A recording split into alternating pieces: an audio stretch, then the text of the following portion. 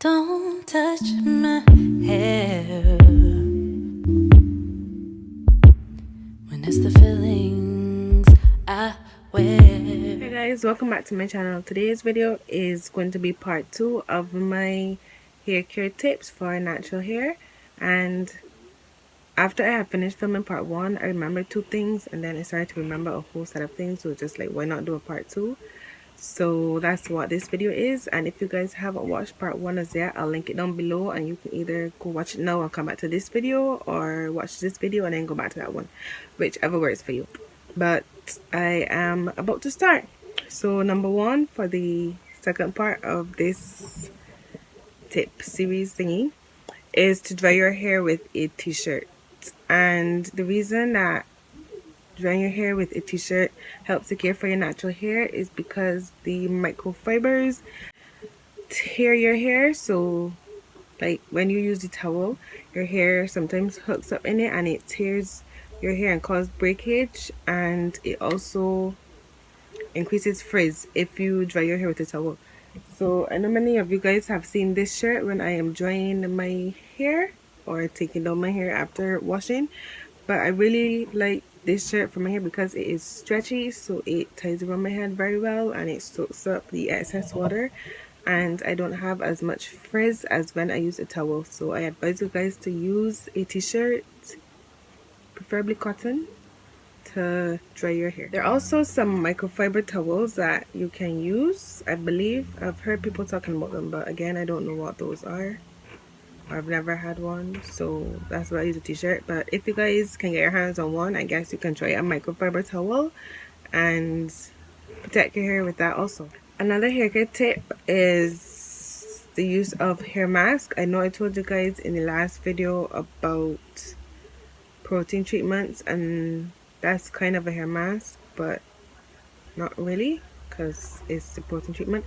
But the same way that you would do a face mask for your skin, you can do a hair mask for your hair to help seal and protect all of the good stuff, the moisture and all that stuff in it. And hair masks are great for that. I'm sorry, but my throat is hurting. And hair masks are great for that, so that's also another tip. Hot oil treatments. I did a video on a few weeks ago on a hot oil treatment, and hot oil treatment basically helps to keep your moisture, and it also adds as a hair shine, so it helps your hair to be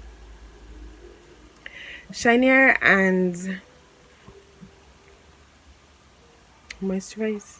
Yep, those are the 2 words that I was looking for: shinier and moisturized. The next tip, apple cider vinegar rinses. And apple cider vinegar rinses help to cleanse your hair thoroughly. I know I told you guys that I only use shampoo once a month, so the apple cider vinegar rinses help to clarify my hair even more because I'm not using the shampoo to dry out my hair. And the apple cider vinegar also reduces product buildup and gets rid of the dirt and grime in your hair, so that's another benefit of it. And another tip, you guys, when you're detangling, ignore that. That's just my door swinging in and out because of the wind. What was I saying? Oh, detangling in the shower is best to detangle and your hair in the shower, because if you detangle your hair when it's dry, it's also gonna break, and you don't want your hair breaking. It's gonna snap and all that bad stuff, and it's also gonna hurt more. But if you detangle your hair in the shower when your hair is wet, and I usually I usually detangle after I condition my hair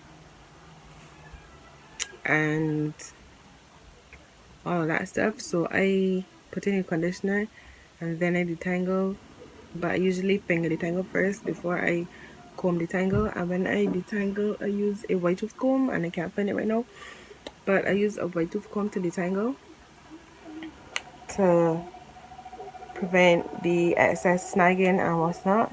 And I know some of you guys might use a diamond brush or any kind of brush to detangle.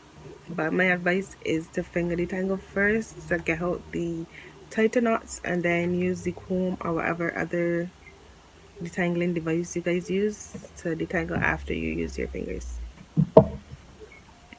And the last tip I have on here, I really hope that I don't remember anything after this, because that would not be good. But the last tip that I can remember right now is moisturize your ends. You always need to ensure that the ends of your hair are moisturized, because that's the oldest part of your hair, so it's going to need a bit more attention.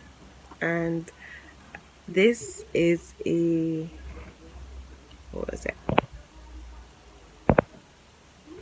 this is a, what's this, a mixture that I did. It is cocoa butter, shea butter, olive oil, coconut oil, what else is in here, castor oil,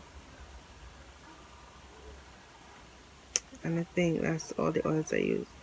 But I mix these together and then I warm them up, and they all just fuse together. And I usually put these on my ends every other day or so when my hair is not in braids. Every other day, to make sure that my hair has the adequate moisture and that my ends aren't dry, because I don't want my ends to be breaking, so I need to keep them moisturized. Just like how you moisturize your skin every day, your hair needs to be moisturized, especially if you live in cold countries, because cold countries really dry your hair out. It honestly does. But yeah, keep your ends moisturized, and obviously you have to moisturize your scalp and the hair shaft, but your ends are very old. No thanks. But yeah, your ends are very old, so you need to keep those as moisturized as possible. And I know every other day sounds exhausting, so you may not have to do it every other day at start, but as you get into it, just make sure this door is annoying me. Just make sure that you keep your ends moisturized.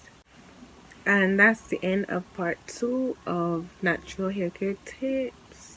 I hope you guys enjoy this video and this mini tip series, and I hope that my tips, or at least one of my tips, help you guys with your natural hair.